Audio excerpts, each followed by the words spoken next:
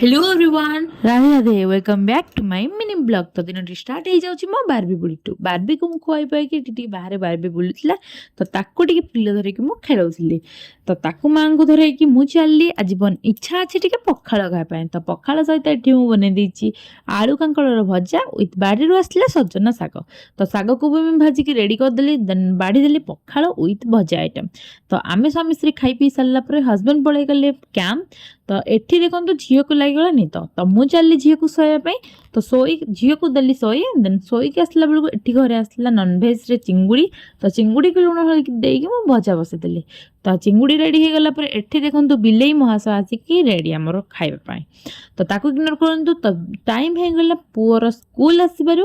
तो एठी पुओ भी स्कूल आसीगला। देन ता भाई को देखि के बारबी मोर बहुत खुशी। तो भाई भौणी एबे टिके खेलिबे। देन खेली सारला पर मु चलबी पुओ को रेडी करे पाई।